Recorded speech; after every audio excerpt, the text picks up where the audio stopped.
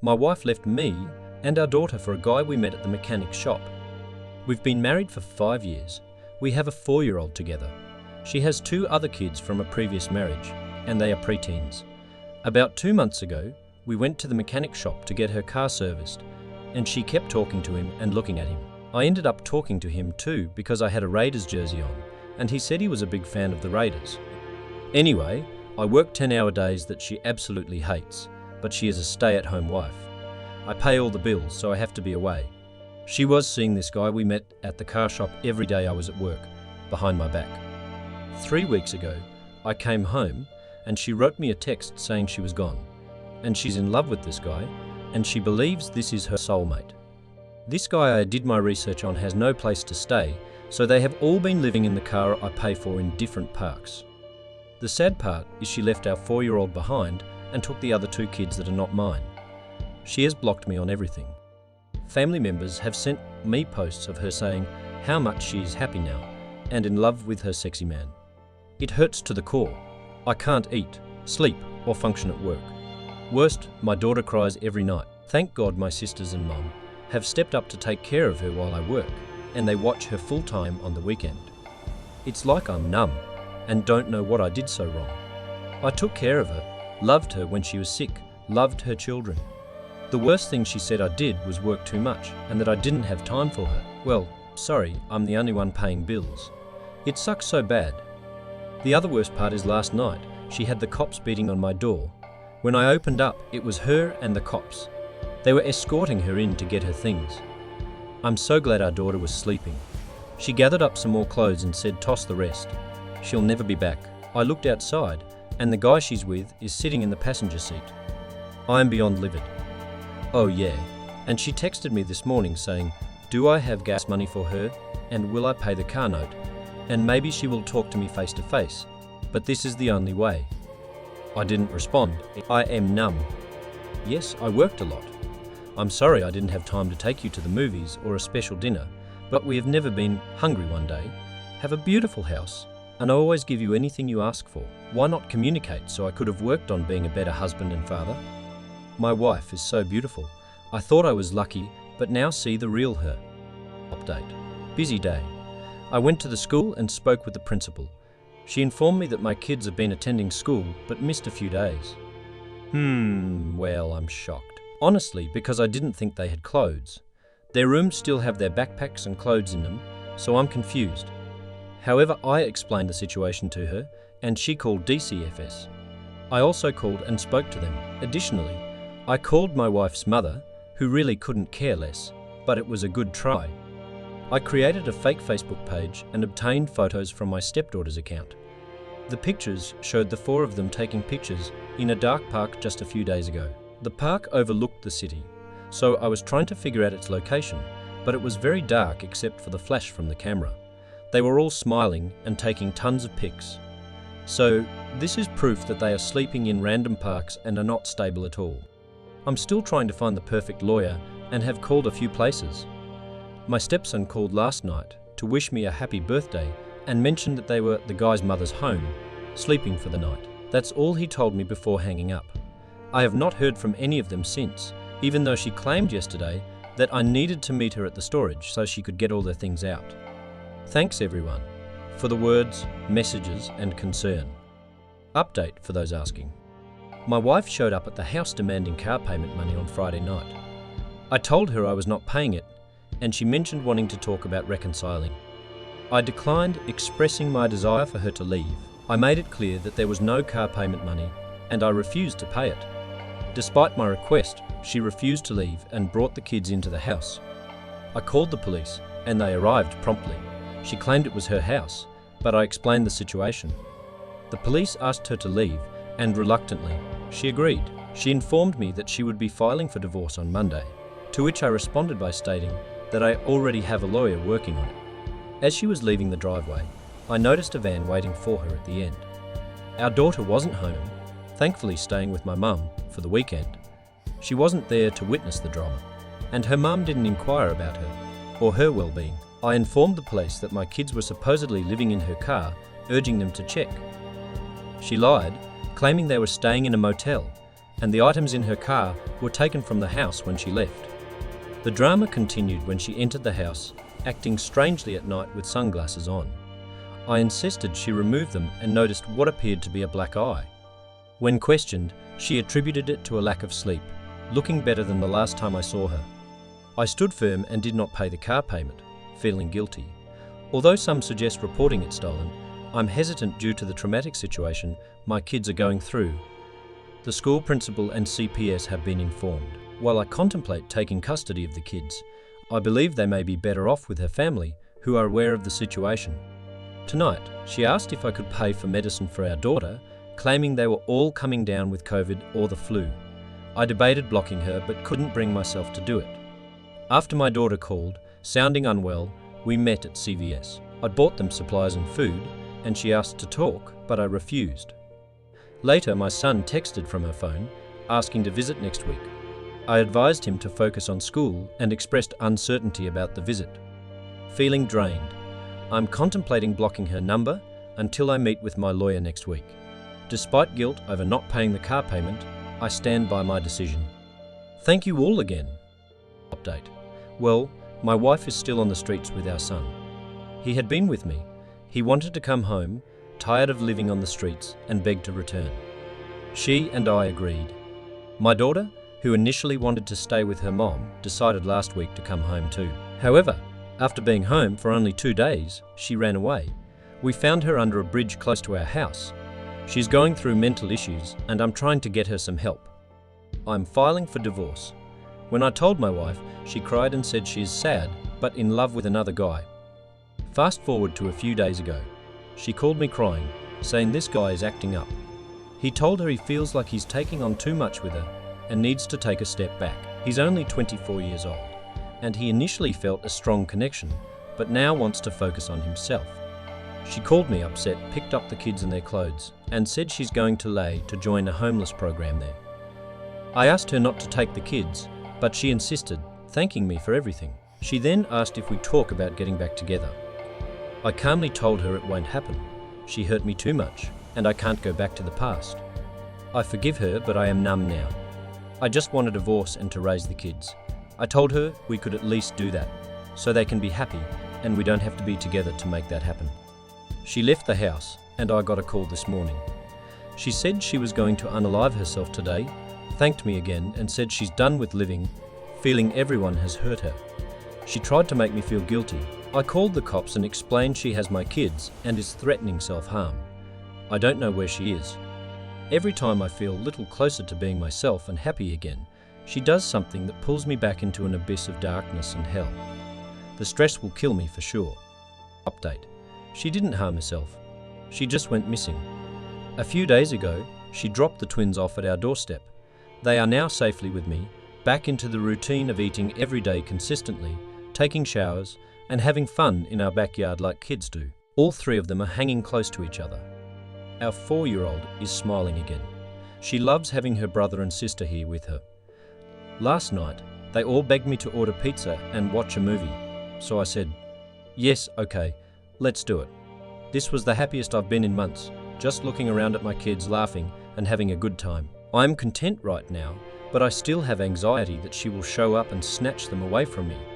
I've been in constant contact with CPS just in case, because I have a strong feeling she is coming around soon. She's only called once since dropping them off, telling me that she's with her boyfriend and they're more in love than ever. Blah blah blah. She says that he has inspired her to get a job and start making her own money so they can get a home, and then she will be back for the twins. So right now, she is supporting his dreams and he is supporting hers. Yeah, okay, cool. She also apologized about threatening to harm herself. She says she was just stressed. I'm done with her madness. Just focused on me and the kids. I am also planning on taking them on a mini vacation at the end of October, Disney World. Update. I met up with her at the gas station by the house. When she was crying on the voicemail, I gave in. Sorry, I'm only human. I do love her, but I'm done with her now. When I got to the gas station, I was shocked to see her, as I think people are right that she is on drugs. In just 3 weeks, my wife was already small, but she is bony now. And my wife always dressed beautifully, even casually. She was in literal sweatpants rags, but her nails were done, whatever. I gave her $200 for food and gas. Her guy was in the car as well as my kids. I said I will take the kids. Please, they can go to school or have your family pick them up. She said no. She wants her kids with her, that they are no longer any of my concern. This killed me inside, as I've been a dad for 5 years. They call me dad, and I love those kids with my heart and soul. She refused to say if they are in school, don't worry. I called CPS today and left a voicemail. I said you have another kid, remember? She says, yeah, I love her and miss her. But right now, I do not want to be in her life and need to respect that and get over it. She's better off with you. She literally said, I don't want to be in her life. I said, are you in love with that guy? She said yes. She made that clear she doesn't want to talk about it. I said, okay, I want a divorce. And she said no, she doesn't want to discuss that either. She does not want to give me a divorce. Well, shocker, I'm getting in contact with a lawyer. Then she says I must pay the car note on Friday. I said, nope, not going to happen, or your phone bill. She said he will pay my phone bill, but you will pay my car note. It's my car. It's in my name though, so that will be a fight for me in the future. Whatever, not arguing. Bye-bye. But the craziest thing, she says I love you, loud as hell as I walked away. I didn't even turn around or say it back. That was it for me. Oh, my birthday is tomorrow, and I asked, can I take the kids out to eat with me? I plan on going to my favorite steakhouse with my daughter and family. I would love for them to come. She said absolutely not. So I said, are you really sleeping in parks and why? She got upset and said, I need to mind my business. So yeah folks, thank you so much for all the advice. I was scared to call CPS, but I did it. I just feel like this is a long emotional battle that I am already drained of. Her phone bill was due Friday, and Verizon sent me a reminder. I did not pay it, and I called them to see if I can somehow get out of the contract, because not paying eventually will end up on my credit report, so I'll more than likely have to pay money to break the contract. Either way, she's costing me money. Forgot to tell you guys, her weed man showed up at our house. I had no idea who this guy was and what he wanted. I saw him on the ring and asked him what was up. He says he needs to talk to my wife. I said, that's not my wife. We are divorcing. He said, can I come to the door? It's urgent. I said no. He tells me that my wife has run up a weed tab of close to $2,000 and she has not paid him. He wants his money. I'm floored, in shock. He said that my wife told him I would pay him. I said no. I have nothing to do with this. Leave. So he says, if I see your wife, it's going to be problems.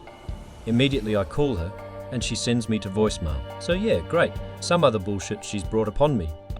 I'm thinking of calling the cops to tell them my wife is giving out our address to strange people who are showing up at my door. Can they do anything? 100%. Is it really, really difficult with him at work a ton? Absolutely. But I genuinely appreciate every single thing he does for us to keep a roof over our head, food to eat, keep our pet fed and happy, just everything. I don't take him for granted and never will. I love him more than anything and want to be as good a partner to him as he always has been for me. OP, I'm so deeply sorry. Get a lawyer, file for divorce in full custody, hoping you've already done this. If not, do it tomorrow. She's abandoned you, your marriage, your child, and the family home. If her name is on the deed or mortgage, this is important. Get screenshots of all her glowy posts about her new life. In the car.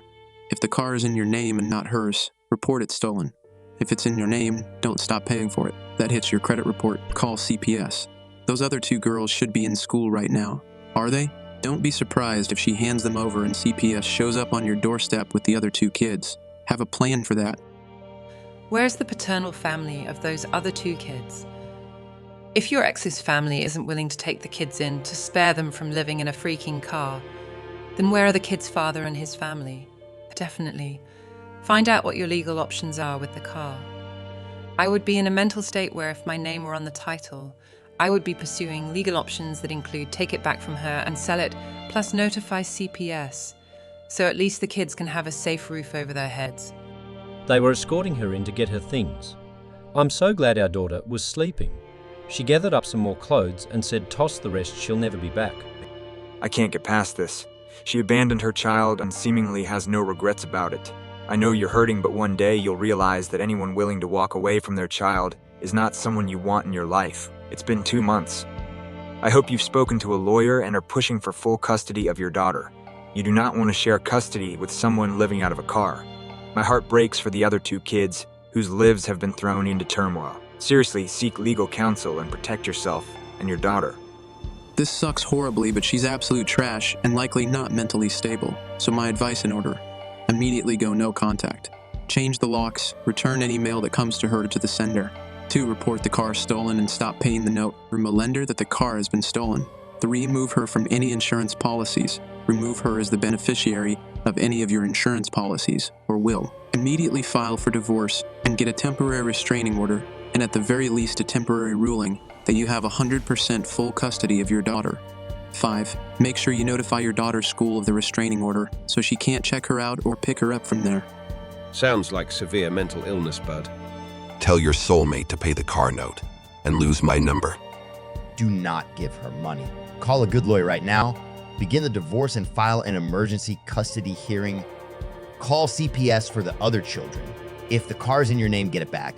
If it isn't in your name but your name is on the loan, then seek to repose it.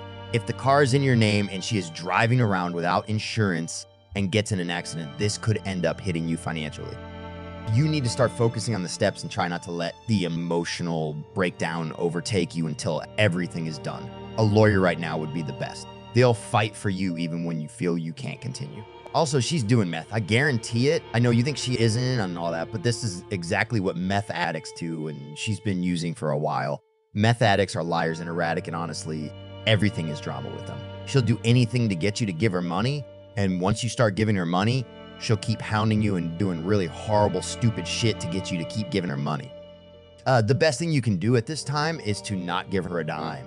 If the kids are hungry, then say you'll take them to get something to eat. Don't put gas in that car though. Let it run out, maybe it gets impounded, and then you pay to get it out and back into your custody. Meth addicts won't do any maintenance on the car either. They'll run that bitch till it dies. Also, meth addicts always try to portray themselves as the victim. Nothing is ever their fault. I mean, ever. Don't listen to her bullshit. Not even a little. If you are renting, you should look at moving. If not, then if she starts harassing you, get a protective restraining order. You might not understand this right now, but your life and your daughter's life could be potentially at risk. Your ex-wife knows everything in that house. She knows when you get paid. She probably knows your bank. Eventually, she will look at you and your home as a place to rob, and if not her, the meth addict she hangs with will. So you need to act like your life is in danger, because it is. Change the locks, secure the windows, put up security lights, and even cameras. Be aware of your surroundings at all times. Change up your routine if you can. You need to move with a quickness. Lawyer, CPS, custody hearing, changing the locks, etc. She isn't your wife anymore. That person died. The creature inhabiting her body is a monster, and it will eventually set its sights on you and your daughter. You need to go into survival mode and protect yourself both financially, mentally, and physically. When the battle is over and the war is done, then you can grieve. Until then, your little girl is the only thing that matters. Time to get your shit together, clear your head, and put on your war face. Do whatever that takes, including getting pissed the fuck off. A lawyer will help guide you and follow their advice to the letter. I'm a petty bitch. I'd stop paying for the car, call CPS and tell them the kids are homeless, and call her new man's job and let them know their employee is out effing customers' wives. Get an attorney, get a divorce and custody of your daughter. Stop paying for the car. Call the cops or CPS on her butt for forcing her children to be homeless and start compiling evidence for your divorce. I'm sorry she broke your heart, and definitely take some time to grieve, but you need to get all of your legal ducks in a row to protect your child and yourself from her.